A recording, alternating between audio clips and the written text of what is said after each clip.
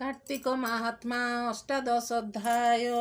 शुण राजन चूड़ामणि विष्णुदूतंक वाक्य शुणी से विप्रवर धर्मदत्त पुणी भूमि रे प्रणिमित उठी कपाळे कर देई बोइले शुणी मा गोसाई प्राणी सुगति अर्थे बिहि षड प्रकारे धर्म कही यज्ञादि दान तीर्थ व्रत तपस्या चंद्रायण मत एविधि धर्म षड गुणे जे करे स्वातिक लक्षणे बहुत दिने सिद्ध होई अंते अच्युत्य पासे जाई तुलसी जल प्राप्ति मात्रे कलमुष न रहिब गात्रे एकथा देखिली प्रत्यक्ष कलहा नामे स्थिरी मुख्य ए बड़ दुर्लभ महिमा तुम्बे सर्वज्ञ पुण्य आत्मा आउ कि देखिअछ काहीं तुलसी घेनित पदाही संसारु जाइछन्ति तरी तुलसी वृक्ष सेवा करी एकथा देखिथिले कह मोर संशय मनुदह विप्रवचने विष्णु दूत बोलती शुण दूते बोलती शुण एक चिते तुलसी महिमा जेमंते कहिबा तहिर वृत्तांत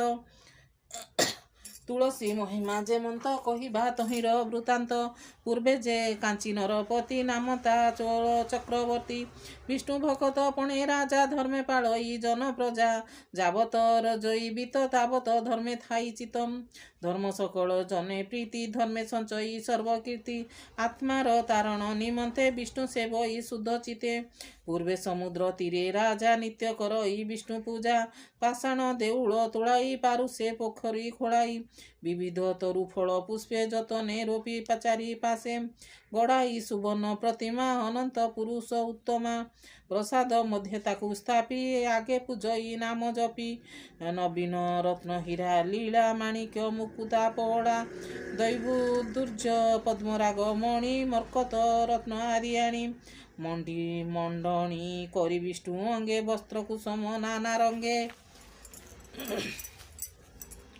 विविध उपहार बाड़ी पूजा करिब स्तुति पढ़ी गंध चंदन धूप दीप संजोगी श्रीहरि समीप पूजा करई शुद्ध मने आज्ञा मागई प्रतिदिने हे प्रभु परम ईश्वर मोर प्रजा को सुखी कर प्रकाश हुओ सर्वहृदय मम न रहु तुम्भ पादे एमंत बोली आज्ञा मागे जगत जन अनुरागे एमंत केते काल गला दिने एमंत कृत्य हेला नृपति विष्णु पूजा काले एक ब्राह्मण आसी मिले नाम ताहार विष्णु दास सेई नगरे तार वास दशमी तिथि निशि से विष्णु को दर्शन आसे स्नान सारी प्रातः काले प्रवेश हेला देव आड़े हस्ते ता तुलसी मंजरी विशेष पत्र तृण भरी देउल भितरे संभाई मंडिला विष्णु अंगे नहीं तुलसी दले विष्णु केश ताहाकु होइला अदृश्यता देखी कोपे नृपवर विष्णु को करई धिकार बोइला धिकतर बुद्धि तु किस जाणु पूजा विधि स्वभावे दुखी किंचन दरिद्र प्रण ज्ञानहीन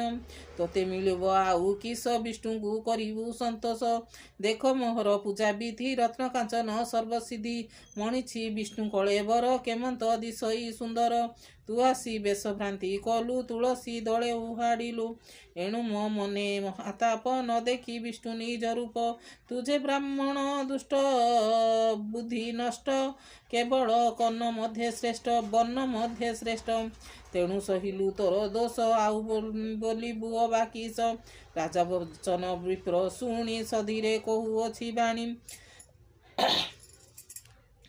हेनु रूप न करिब कोप मठारु शुणिब बा स्वरूप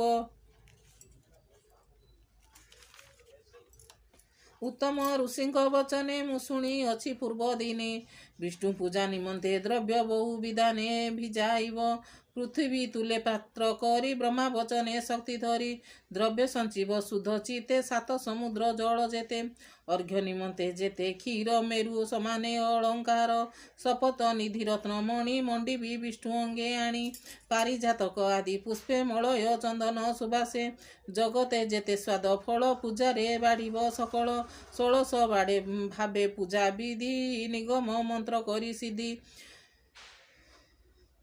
ब्रह्म मुनि उपदेशे विष्णु को पूजिब हरसे तेणे होइब जेते धर्म तुलसी दले नोहे सम ତୁଳସୀ କୋମଳ ମଞ୍ଜରୀ ବେନି ହସ୍ତରେ ଥିବ ଧରି। ଯେ ଯାହା ଦେବ ବିଷ୍ଣୁ ଶ୍ରୀରେ ସେ ଧର୍ମ କହିଲେ ନ ସରେ। ବିଷ୍ଣୁ ଶ୍ରୀମୁଖ ଅଛନ୍ତି କହି ବିଧାତା ସର୍ବଶାସ୍ତ୍ରେ ଲିହି। ଈଶ୍ୱର ମୁହିଁ ଆଦି ଗଣେ ପ୍ରକାଶ କଲେ ଜଣେ ଜଣେ। ତେଣୁ ପ୍ରସିଦ୍ଧ ଏ ତୁଳସୀ ଗୋବିନ୍ଦ ପୂଜାରେ ପ୍ରଶଂସୀ। କେବେ କଥା ନୁହେଁ ମିଛ ତୁ ରାଜା ଗୁରୁଦ୍ୱାରେ ପୁଛ। ଏମନ୍ତ ବ୍ରାହ୍ମଣ ବଚନେ ରାଜା କହିଲେ କୋପ ମନେ। ତୁ ବିପ୍ର ନିଶ୍ଚୟ ବଡ଼ ଦୁଷ୍ଟ ମୋର ମତେ କରାଉ ଆଜି ଆସି ରୁଷ୍ଟ।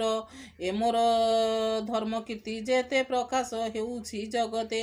କେହା ସଂଖ୍ୟା କରିପାରେ ତୁ କାହୁଁ ମୋର ସଙ୍ଗେଶ୍ୱରୀ। ତୁଳସୀ ବୃକ୍ଷ କେତେ ରୋପି ଆପେ ବୋଲାଉ ଅଛୁତ ବି।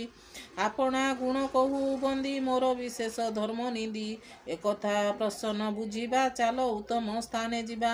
ମୋ ଗୁରୁ ମୁଦୁଗୁଲୁ ଋଷି ସର୍ବଦା ଗୟା ତୀର୍ଥବାସୀ। ତାଙ୍କ ସଙ୍ଗତେ ବିପ୍ରଗଣେ ଅଛନ୍ତି ବୈଷ୍ଣବ ଗହଣେ। ଯାଗ ସମ୍ପାଦି ଧର୍ମ ବାଟେ ଅଛନ୍ତି ଗଙ୍ଗା ନଦୀ ତଟେ। ସେଠାରି ଧର୍ମ କର୍ମ ବିଧି ପ୍ରଚ୍ଛନ୍ନ ହେଉଅଛି ସିଦ୍ଧି। ତାଙ୍କ ନିକଟେ ଚାଲ ଯିବା ଏକଥା ତାଙ୍କୁ ପଚାରିବା। ତୁଳସୀ ସେବା ଧର୍ମ ଫଳ ଆଉ ଜପତ କରି ଠୁଳ। କେଥେ ଗୁରୁ ଲଘୁ ଅବା ବିପ୍ର ଗୋଷ୍ଠୀରେ ପଚାରିବା। ଏମନ୍ତ ବୋଲି ବିପ୍ରମଣି ବିପ୍ରକୁ ସଙ୍ଗେ ଆଣି। ସେଦିନ ନିଜପୁରେ ରହି ପ୍ରଭାତୁ ଗଲେ ପଥ ବାହି। ତୃତୀୟ ଦିନ ଅବଶେଷେ ମିଳିଲେ ଗଦାଧର ଦେଶେ। ଦେଖିଲେ ଗୟା ନଦୀ ତୀରେ ଦକ୍ଷିଣ କୂଳ ବନ ଘରେ। ବହୁତ ଶିଷ୍ୟଗଣ ତୁଲେ ଯଜ୍ଞ କରନ୍ତି ମୁଦୁ ଗଲେ। ବହୁତ ସମ୍ଭାର ବିହାଇ ନିରତେ ଅନ୍ନଦାନ ଦେଇ। ବିବିଧ ବନ ମନୋହର ନିର୍ମାଣ ଧର୍ମଶାଳା ପୁର।